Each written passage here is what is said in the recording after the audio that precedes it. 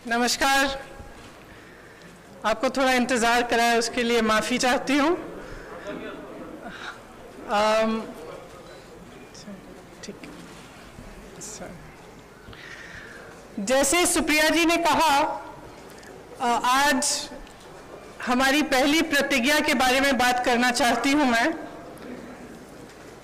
हमने तय किया है कि आने वाले विधानसभा चुनाव में उत्तर प्रदेश में कांग्रेस पार्टी 40% टिकट महिलाओं को देगी।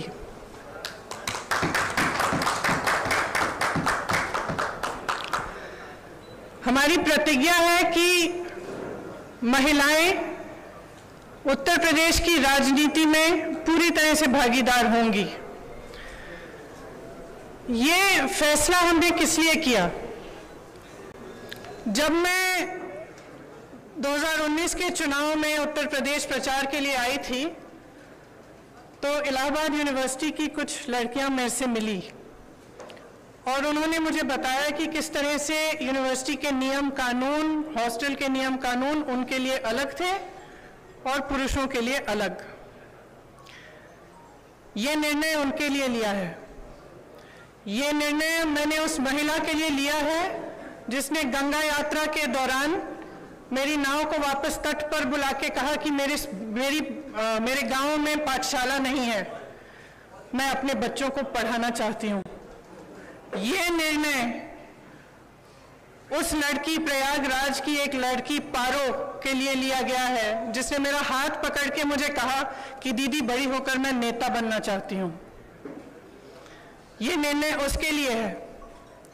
ये निर्णय चंदौली में जो शहीद एयरफोर्स के पायलट हैं उनकी बहन वैष्णवी के लिए है, जिसने मुझे कहा कि उनके भाई शहीद हो गए हैं लेकिन वो पायलट बनना चाहती है।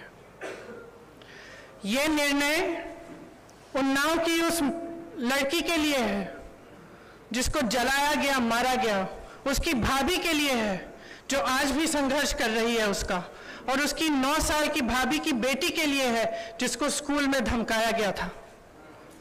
ये निर्णय हाथरस की उस माँ के लिए है जिसने मुझे गले लगाकर कहा कि उसको न्याय चाहिए, उसको न्याय नहीं मिल रहा है। ये निर्णय रमेश कश्यप की बेटी के लिए है, उसका नाम भी वैष्णवी है, जो बड़ी होकर डॉक्टर बनना चाहती है। लखीमपुर में एक लड़की मेरे से मिली, मैंने उससे पूछा क्या बनना चाहती हो बड़ी होकर? उसने कहा प्रधानमंत्री बनना चाहती हूँ। उसके लिए है ये निर्णय। ये निर्णय लखनऊ की एक बस्ती में लक्ष्मी वाल्मीकि के लिए है जो ITI पढ़ी है, BA की है, उसने कंप्यूटर कोर्स किया है, आज तक उसे नौकरी नहीं मिली है। ये निर्णय उसके लिए है। ये निर्णय सोनभद्र में उस महिला के लिए है जिसका नाम किस्मत है, जिसने अपने लोगों के लिए आवाज उठाई, संघर्ष किया और न्याय मांगा। ये निर्णय उत्तर प्रदेश की हर एक महिला के लिए है जो बदलाव चाहती है, जो न्याय चाहती है, जो एकता चाहती है, जो चाहती है कि आगे बढ़े उसका प्रदेश। मैं आप सबसे कहना चाहती हूँ, आप समाज सेविका हैं, आप अध्यापक हैं, आप एक नौजवान महिला हैं जो आप अपना भविष्य बनाना चाहती हैं, आप प्रेस में हैं। अगर आप बदलाव चाहती हैं तो इंतजार मत करिए। आपकी सुरक्षा कोई नहीं करने वाला। सब बातें करते हैं, सुरक्षा करने का जब समय आता है तो सुरक्षा उनकी होती है जो आपको कुचलते हैं। आज सत्ता का नाम यह है कि आप खुलेआम पूरे पब्लिक के सामने लोगों को कुचल सकते हैं। ये सत्ता बन गई है, ये गलत है। घृणा का बोलबाला है, नफरत का बोलबाला है, गलत है। इसको महिलाएं बदल सकती हैं। महिलाएं इसलिए बदल सकती हैं क्योंकि करुणा भाव, सेवा भाव और दृढ़ता, शक्ति सबसे ज्यादा महिलाओं में है। मैं आपसे कहना चाहती हूँ, राजनीति में आओ, मुझसे कंधा से कंधा मिलाओ। मैं जानती हूँ कि आपके संघर्ष क्या है। मेरी प्रेस की सहेलियां यहाँ हैं, मैं जानती हूँ, मैं आपको देखती हूँ सुबह से शाम तक आप कैसे दौड़ती हैं, किन परिस्थितियों में। जब सीतापुर में बीच रात में अंधेरा था, मुझे घेर लिया पुलिसकर्मी ने, महिला पुलिसकर्मी थी, मुझे घेरा, मुझसे लड़ी, मैं भी भिड़ गई उनसे। उसके बाद मुझे उन्होंने जीप में बिठाया और अंधेरी रात में सिर्फ मैं, वो दोनों और 2 कांस्टेबल मुझे सीतापुर के पीएससी कंपाउंड में ले गए। एक का नाम मधु था, एक का नाम पूजा। ये निर्णय उनके लिए भी है, क्योंकि मैं समझी कि 4 बजे सुबह तक ड्यूटी पे थी। उनकी एक अफसर जिनकी पोस्टिंग सीतापुर में थी, लेकिन जिनकी बूढ़ी माँ अकेली नोएडा में रहती है। कितना संघर्ष करना होता है महिलाओं को। कौन करेगा ये संघर्ष आपके साथ अगर आप एकजुट नहीं होंगी? अगर देश को जातिवाद और धर्म की राजनीति में से निकालकर विकास की राजनीति की ओर ले जाना है, अगर देश को समता की राजनीति की ओर ले जाना है, भागीदारी की राजनीति की ओर ले जाना है, तो महिलाओं को आगे बढ़ना पड़ेगा। आपको खुद ये काम करना पड़ेगा। आगे बढ़िए। मैं आग्रह करती हूँ आपसे, हमने आवेदन पत्र मांगे हुए हैं हर विधानसभा के लिए। ये अगले महीने की 15 तारीख तक खुला रहेगा। खास तौर से मेरी बहनों के लिए, जो लड़ना चाहता है आओ मेरे पास आओ, आपको मौका मिलेगा। हम इस देश की राजनीति, इस प्रदेश की राजनीति बदलेंगे। धन्यवाद।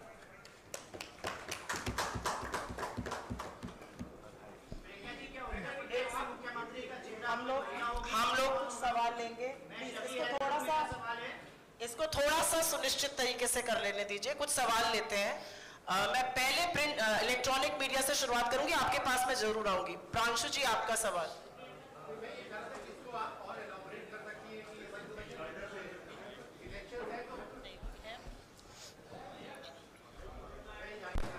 इसको अगर और इलैबोरेट कर सके कि इस डिसीजन के पीछे का एक पॉलिटिकल रैशनल क्या है, क्योंकि लोग ये चाहेंगे। सुनाई नहीं दे रहा है। थोड़ा सा शांत रह जाइए, आपके कोलीग को सवाल। मैं ये पूछ रहा था कि इसको आप थोड़ा सा अगर और इलैबोरेट कर सके कि इसके पीछे का रैशनल क्या है, क्योंकि लोग ये कहेंगे कि चुनाव का सीजन है और आप इतना बड़ा एक गैम्बिट ले रही हैं कि आप कह रही हैं 40% टिकट, जो कि लगभग 100 टिकट से ज्यादा होगा, आप महिलाओं को। मेरी बस चलती तो 50 करती। तो इसके पीछे का रैशनल क्या है? दूसरा, क्या आपको लगता है कि ये जो प्रोसेस है अभी टिकट देने का, और उसके बाद आपकी पार्टी के अंदर जो ओवरऑल एक नेशनल लेवल पे यूपी के बियॉन्ड भी महिलाओं का जो रिप्रेजेंटेशन है, क्या उसको बढ़ाने के पीछे का ये थॉट प्रोसेस ओरिजिनली? देखिए, यहाँ पे बढ़ेगा तो नेशनली भी बढ़ेगा। मैं यूपी की इंचार्ज हूँ। यहाँ का निर्णय हम लोगों ने लिया है, सबकी सहमति के साथ लिया है। इसके पीछे, जैसे मैंने कहा, मुख्य सोच ये है कि जो महिला है वो एकजुट होकर एक फोर्स नहीं बन रही है। उसको भी जातियों में, धर्मों में बांटा जा रहा है। राजनीतिक पार्टियां सोचती है कि एक गैस सिलेंडर देके, 2000 रुपए देके खुश कर देंगे, लेकिन जो महिला का संघर्ष है वो एक बहुत लंबा और बहुत गहरा संघर्ष है। अगर हम समझेंगे नहीं कि हमें एकजुट होकर ये संघर्ष करना है, तब तक हमारे समाज में, हमारे देश में, हमारी राजनीति में बदलाव नहीं आ सकता है। तो सोच ये है कि हमें जाति से ऊपर उठकर, धर्म से ऊपर उठकर, जो प्रदेश है, देश है, एक तरह से हम महिला हैं, वो सबसे बड़ी चीज है हमारे लिए। हम एक दूसरे के संघर्ष समझें। जब हम देखें कि एक महिला लड़ रही है, तो हमारे मन में ये नहीं आए कि अच्छा ये तो ऐसी महिला है या वैसी महिला है। हमारे मन में ये आए कि ये महिला है, मेरी बहन है, मुझे इसके साथ खड़ा होना चाहिए, मुझे इसके साथ लड़ना चाहिए। ये भावना है इसके पीछे। जयनेंद्र जी, एबीपी, उनका हाथ उठा हुआ है। मैं आप सबके पास आऊंगी, थोड़ा सा धैर्य रख लीजिए।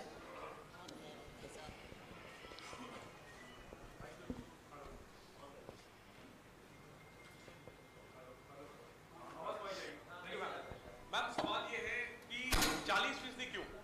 मतलब 33% रिजर्वेशन की चर्चा होती है, आधी आबादी है तो 50% हो सकता था, 40 क्यों? और एक सप्लीमेंट्री में ये भी पूछना चाहता हूँ कि वो सवाल आ गया कि राष्ट्रीय स्तर पर ये होगा या नहीं। जनरली हम देखते हैं कि महिलाओं की भागीदारी के नाम पर नेता अपनी पत्नियों को, अपने परिवार की महिलाओं को आगे कर देते हैं।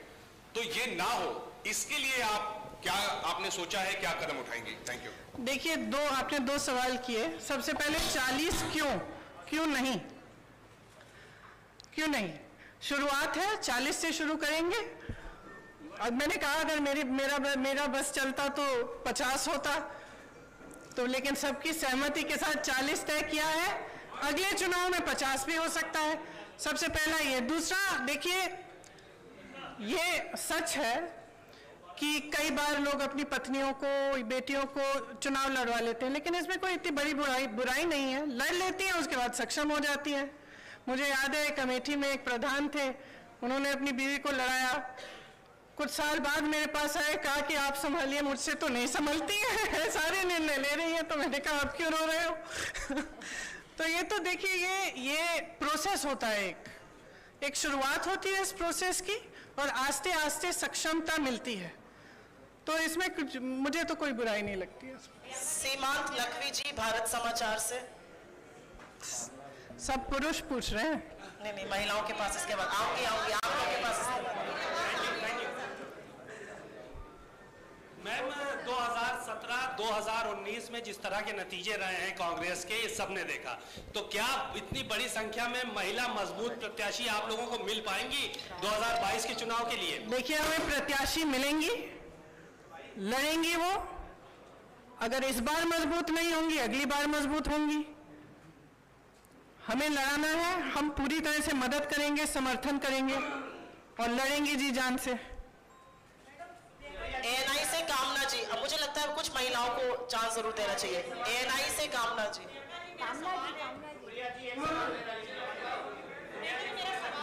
आप सबके पास आएंगे, थोड़ा सा धैर्य रख लीजिए, आप ही के कोलीग्स हैं। कामना जी, मेरा सवाल है, आपने उत्तर प्रदेश के लिए ये बात कही, मैं जानना चाहती हूँ जिस स्टेट में ऑलरेडी कांग्रेस की सरकार है, पंजाब हो, वहां पर तो चुनाव होने वाले, क्या यही फॉर्मूला वहां पे भी लागू करेंगी? देखिए, उत्तर प्रदेश, मैं उत्तर प्रदेश की इंचार्ज हूँ यहाँ का। जैसे मैंने कहा, हमने निर्णय लिया है। अब ये मिसाल बनेगा, अगर दूसरे भी इसको फॉलो करना चाहते हैं तो बहुत अच्छा रहेगा। प्रियंका जी, जातिगत आधार पर टिकट मिलते हैं, माफ करिए, एक सवाल प्लीज पूछिए, उनको खत्म कर लीजिए, फिर आपके पास आते हैं। महिलाओं को जो टिकट दिया जाएगा, क्या वो जातिगत आधार पर दिया जाएगा? क्या वो जाति के आधार पर दिया जाएगा? महिला की सक्षमता के आधार पर दिया जाएगा, मेरिट के आधार पर। वो कितना काम कर रही है, कितना उसके विधानसभा के लोग उनको पहचानते हैं, उसके हिसाब से दिया जाएगा। एक शायद ये इंतजार कर रही थी जी।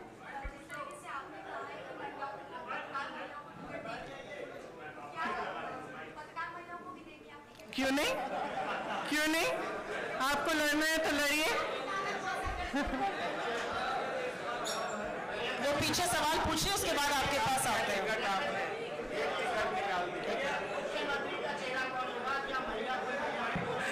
वो आगे जाके देखेंगे। क्यों? मैं जब बताऊंगी, जब बताना चाहती हूँ। 1 मिनट रुक जाइए सर। हाँ, आप पूछिए मैडम। रितु सिंह लखीमपुर वाला भी दोहरा दीजिएगा।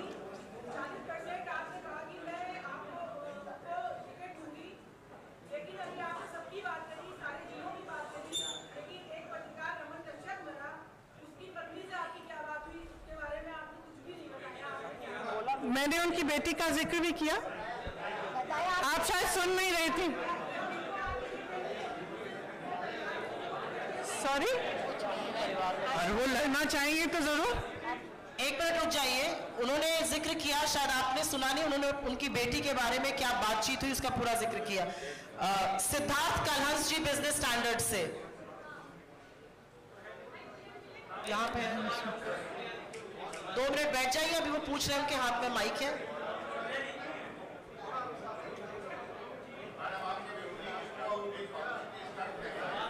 प्लीज आप लोग थोड़ा शांत रहिए, आपके कोलीग एक सवाल पूछ रहे हैं, आप लोगों से अनुरोध है, थोड़ा सा धैर्य और शांति रखिए। आप भी रुक जाइए, वो सवाल पूछ। मैं अपने विरोधियों को कहना चाहूंगी कि थोड़ी अपनी क्रिएटिविटी बढ़ा लें, क्योंकि मैं जो भी करती हूँ वो या तो उसको टूरिज्म बोलते हैं या पब्लिसिटी स्टंट बोलते हैं। अब कुछ नया ढूंढें।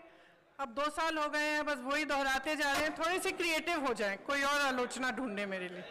हम लोग सवाल सिर्फ इसी मुद्दे पर लेंगे, एक ऐतिहासिक मुद्दा है, अगर आपका सवाल इस पर हो तो जरूर पूछिए।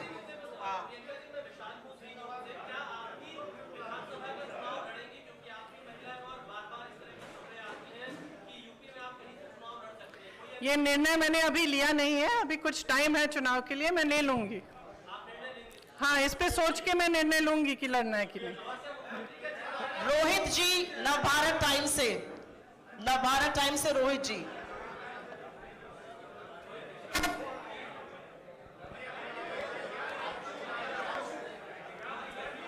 माइक दीजिए इधर। ये आप इस माइक पर पूछिए सवाल। He is also wanting to ask the guy. आपके पास आ रहे हैं, अगला आपके पास आ रहा है। यही फॉर्मूला 2024 में भी लागू हेलो, होगा। आशा है कि 2024 में इससे ज्यादा होगा। आपका सवाल।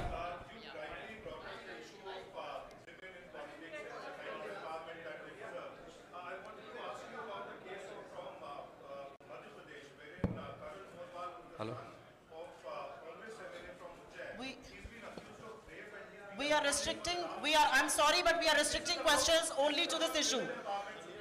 No, this is a historic issue. I will not let any other questions be asked. Please respect my prerogative. This is a historic. Shall we do one thing? Shall we have a separate interview and I'll answer your questions? We cannot have you. Next question, please. मैं समर्थ हूँ आज तक से। मेरा सवाल है कि अखिलेश यादव लगातार कह रहे हैं कि वो मुख्य विपक्ष हैं। कांग्रेस पार्टी और प्रियंका गांधी, आपका इसको लेकर क्या कहना है? आप इस मुद्दे पर अगर आपका सवाल हो तो जरूर हाथ उठाइए। आज ये ऐतिहासिक है, मुझे लगता है कि इस मुद्दे को समझिए। आज तक आजाद हिंदुस्तान में 40% टिकट किसी भी पार्टी ने कहीं पर भी महिलाओं को नहीं दिया है। इसकी थोड़ी सी ऐतिहासिकता को समझिए। प्रिंट से प्रशांत जी सवाल पूछना चाहते हैं, उनके पास माइक दीजिए। आपके पास भी आएंगे। मैं कहीं जा नहीं रही हूँ।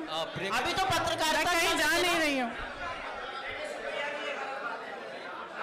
प्रियंका जी, आपने तो सवाल पूछा। मेरा सवाल ये है कि सुनिए, मैं कहीं जा नहीं रही हूँ, मैं यही हूँ। आप पूछ लीजिए इसके बाद। प्रियंका जी, सवाल ये है कि कांग्रेस में कैंडिडेट्स का सिलेक्शन और कैंडिडेट्स की एप्लीकेशन पिछले 2 महीने से लिए जा रहे हैं, लगभग 1.5-2 महीना हो गया।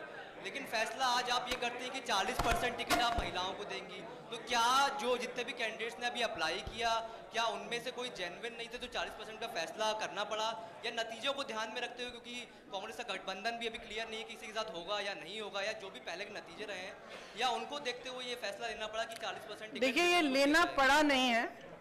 ये फैसला मैंने आपको समझाया किस लिए लिया। मैंने इससे पहले काफ़ी इलेबोरेट किया कि क्यों लिया गया है ये फैसला। ये फैसला महिलाओं के सशक्तिकरण के लिए है, इसके पीछे और कोई छुपा राज नहीं है। यहाँ से कुछ सवाल थे, अगर इस मुद्दे पर हो तो आप जरूर पूछिए। इस मुद्दे पर है,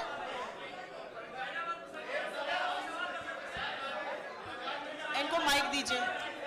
एक करके पूछिए। ये एक सवाल मेरा ये है कि कांग्रेस की रणनीति क्या है? किस रणनीति? ये माइक दीजिएगा, इनको आवाज नहीं आ रही है।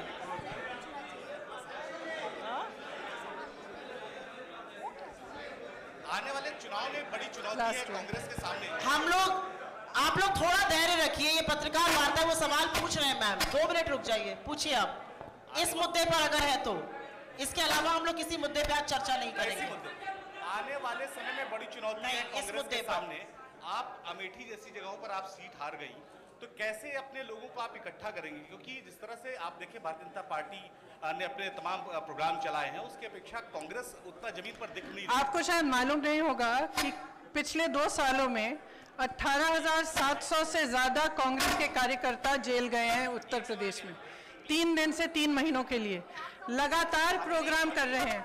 और शायद आपने भी महसूस किया होगा कि अगर सड़क पे कोई पार्टी लड़ रही है तो वो कांग्रेस ही है।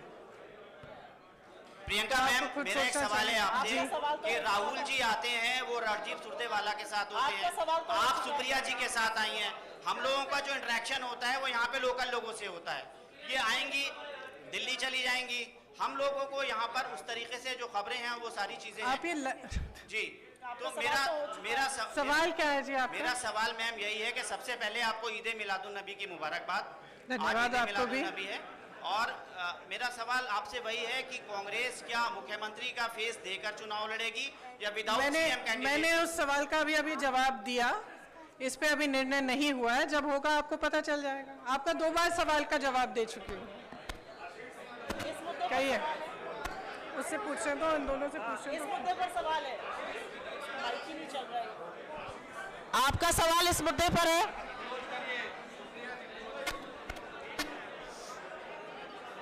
इनको माइक दे दीजिए ना पीछे।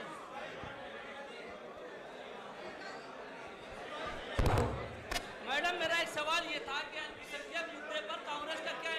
नहीं सर, हम सवाल सिर्फ इस इशू पर लेंगे। आज की प्रेस कॉन्फ्रेंस महिलाओं के मुद्दे पे है, उसके बाद हम इससे बात कर सकते हैं। जी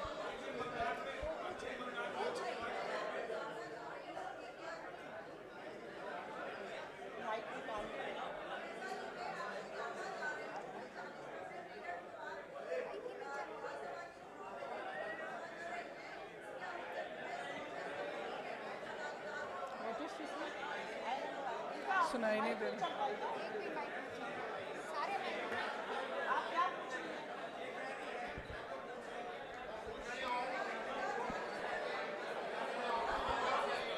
हेलो हेलो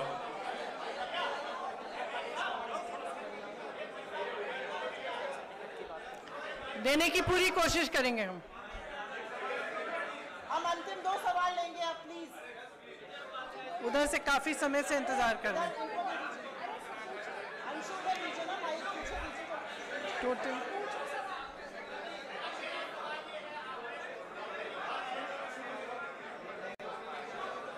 आप पूछिए सवाल।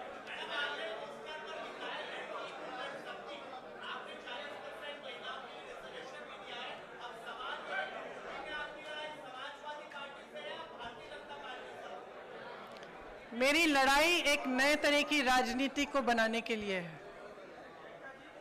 मैं उन लोगों के लिए लड़ रही हूं जो अपनी आवाज उठा नहीं पा रहे हैं आज के उत्तर प्रदेश में। आज के उत्तर प्रदेश में कोई अपनी आवाज उठा नहीं सकता, कुचला जाता है, चाहे वो महिला हो, दलित हो।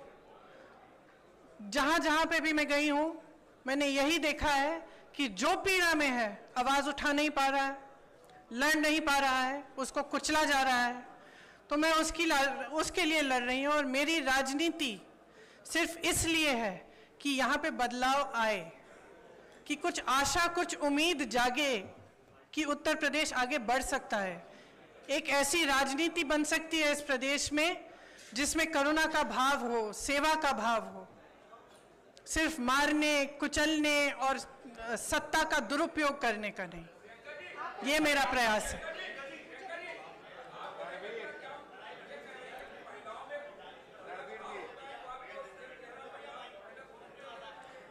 अब ठहरिए, देखिए क्या होता है आगे आगे।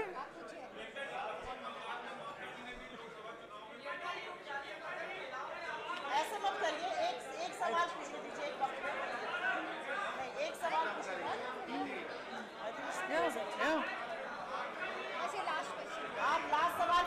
आप यहाँ पे मुझे कम महिलाएं दिख रही हैं, इसलिए इतना कम अनुशासन है।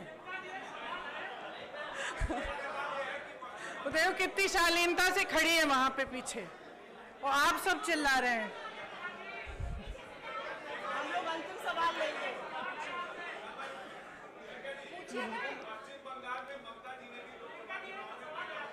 रुक जाइए, अभी पूछ रहे हैं।